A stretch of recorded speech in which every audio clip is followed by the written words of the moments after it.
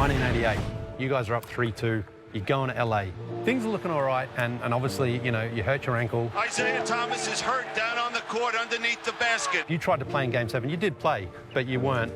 No, not nearly effective. No. First of all, I was angry that I couldn't get out and perform and play and help my teammates the way I wanted to. And then there was some sadness that, you know, you're sitting there and you're watching and you know what you're capable of doing.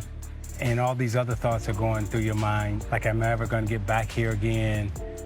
I blew my chance, injury, all that stuff is happening while the game's going on. The game ends.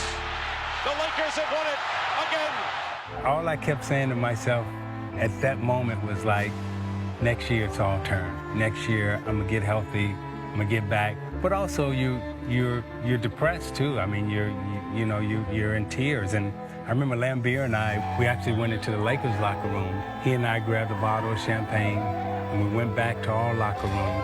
And I remember he and I being in the shower together.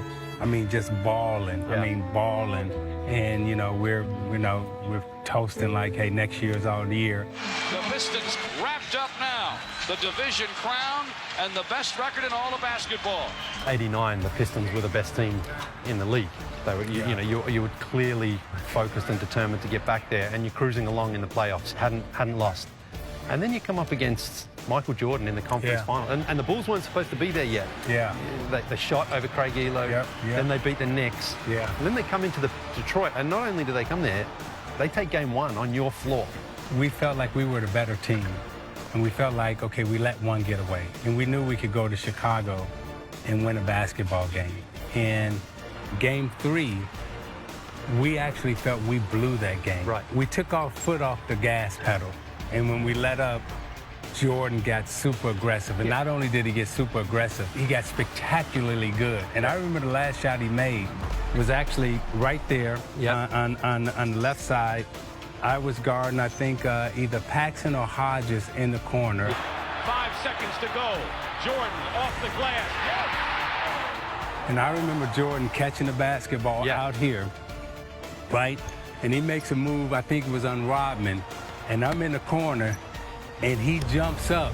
I think I come to block it a little bit, but he's so high. I'm like, and I think he like opened his legs, right? And I don't know if I ran under him or ran on the side of him, but I was really fascinated by how high he had jumped at that. And I remember walking off the court saying, that was beautiful. The Pistons are going to move on to play the Lakers. And the difference between this year and last year, Detroit will have the home court edge. You get past the Bulls, you get to face the Lakers again, and it goes perfectly. Yeah. You sweep them. Yes. Yeah. What's that? How does that champagne taste a year later? I'm just telling you. I mean, when you kissing that trophy and you drinking that champagne and you're relieved, right, that you were able to climb the mountaintop. Yeah. And then the joy comes in. I mean, there's no greater feeling than being able to say that you're the best in the world at what you do. Beating the Lakers in that fashion for us, you know, it was like knocking off like the big giants. Yeah. When you beat the Celtics and then you beat the Lakers, I mean, there's no better feeling. Did Magic come into the locker room and drink champagne with you after you beat him? He came into the locker room and he congratulated me and he said, you know what? I'm really happy for you. Yeah. As a big brother would, you know, because now had he had 0 championships, okay, I don't think he would have been so gracious.